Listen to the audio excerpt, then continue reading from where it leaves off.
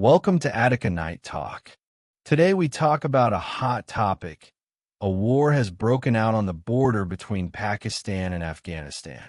It may seem sudden, but it's not at all surprising.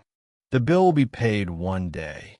It's like the old fable of the farmer and the snake. Pakistan is that farmer. For decades, for its own petty calculations, it has carefully fed the snake of the Afghan Taliban, hoping it will help it guard its home against its arch-rival India. When the snake grew up, it was not only disobedient, but also turned around and gave the farmer a hard bite. That was the fatal bite in the border conflict. This is not a simple accidental fire. It is the complete failure of Pakistan's decades-long strategic depth policy, a tiger it raised with its own hands, now going to devour people. The conflict was so intense that it was the worst in recent years. Both sides said they had few casualties, while the other side suffered heavy casualties. Let's sort out what happened first. The trigger was last Thursday when explosions occurred in Kabul, the capital of Afghanistan, and in the border province of Paktika. The Taliban government immediately blamed Pakistan, saying that Pakistani aircraft violated Afghan airspace. Pakistan, on the other hand, has neither directly admitted it nor categorically denied it, with a rather ambiguous attitude. But this vagueness, in the eyes of the Taliban, is tacitly acknowledged. And so, revenge came. On Saturday night, Taliban forces launched a large-scale, coordinated attack on Pakistani military posts along the long border. It was not a minor skirmish, but a planned military operation. Next up is a propaganda war. The Afghan Taliban announced that their retaliatory attacks had killed 58 Pakistani soldiers, while they themselves had lost only 9. The Pakistani military said, "We have only 23 soldiers killed, but we have killed more than 200 Taliban members and affiliated terrorists and briefly occupied 21 of their outposts." The disparity in numbers indicates that both sides are creating an image of a victor for their own people. But whether the figures are true or not, the fact is that there is a river of blood. The Taliban's response was so swift and fierce that they had been waiting for an opportunity to show the outside world, especially Pakistan, that they were already a sovereign state with a powerful military force. To understand the roots of this conflict, we have to turn back the clock to more than 100 years ago. At the core of the problem is a boundary called the Durand Line. In 1893, when the British Empire was still at its peak, a British diplomat named Durand drew the boundary between British India and Afghanistan with a stroke of his pen on the map. This stroke cut off an ancient nation, the Pashtun, in half. Half remained in Afghanistan, and the other half was drawn into what later became Pakistan. This line has never been recognized by Afghanistan since its birth. Whether it was the king, the communist government, or the Taliban today, they all regarded it as an illegal fictional line. The Pashtun are the main ethnic group in Afghanistan and the core force of the Taliban. In their eyes, on both sides of the line are their fellow countrymen. So, when Pakistan demands that the Taliban manage the border well and fight the Pakistani Taliban, BATA for short, hidden in Afghanistan, the demand itself is absurd. It's like asking the Taliban to attack their own Pashtun compatriots in order to recognize a line drawn by colonists they don't recognize at all. It doesn't make sense either logically or emotionally. This century-old legacy is an unhealable wound between the two countries. It is this unhealable wound that has brought Pakistan's Frankenstein strategy out of control. What is the Frankenstein strategy?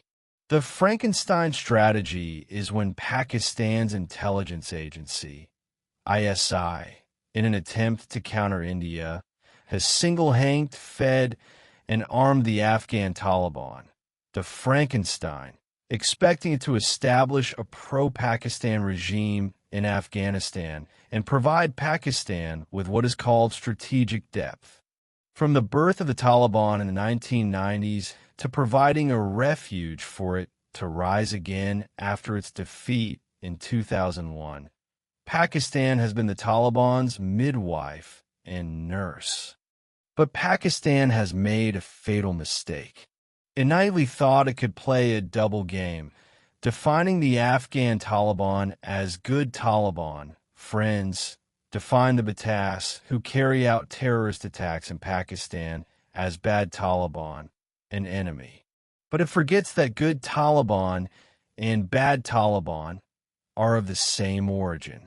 They both adhere to the same extremist doctrines.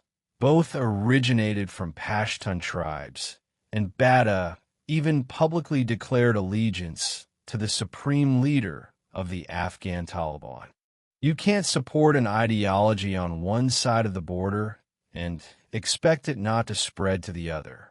In 2021, the Afghan Taliban made a comeback and seized power after a U.S. withdrawal. This should have been a huge victory for Pakistan's strategy, but it turned out to be the beginning of a nightmare. The victory of the Afghan Taliban has greatly encouraged Bata, who has seen a sharp increase in attacks within Pakistan, killing thousands of people. Pakistan itself has built a national security shelter and logistics base for its number one domestic enemy in a neighboring country. The Frankenstein it has created is now turning against its creator. While the border is bombarded with gunfire, a more spectacular scene is unfolding on the diplomatic battlefield. Afghan Taliban Foreign Minister Motaki is visiting India's capital, New Delhi, at the height of the conflict. The timing is just perfect.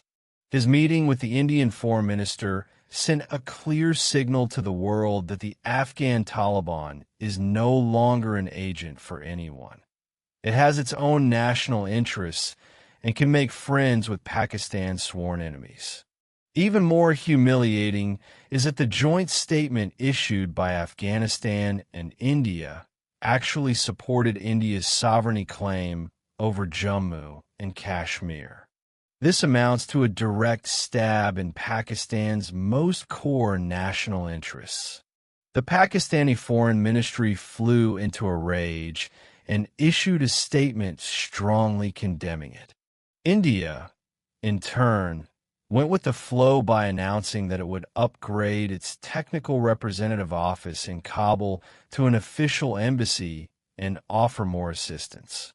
The Taliban played the diplomatic card very well, telling Pakistan, "You are no longer my only window. I have many partners to choose from." Pakistan's decades-long attempts to prevent India from gaining influence in Afghanistan have come to nothing overnight.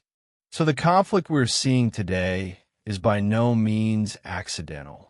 It is an inevitable outcome of the combined effects of the legacy of colonial history, the entanglement of nationalism, the spread of religious ideology, and Pakistan's disastrous strategic misjudgment. The greatest failure of Pakistan's leaders is the lack of imagination. They can't imagine their carefully groomed proxies turning against each other after achieving a complete victory. They see the Taliban as a tool that can be manipulated at will, but forget that it is an organism with its own history, ideas, and interests. There is a profound lesson here. A nation's security can never be built on the sand that nurtures extremist agents. This so-called strategic depth will eventually only turn into strategic suicide. The snake you painstakingly warm will eventually bite you. The tiger you raised with your own hands will surely hurt people when it grows up. Pakistan sowed the seeds of extremism and now reaps the flames of war at its borders and terrorism at home. Thanks for watching this episode of Attica Night Talk. See you next time.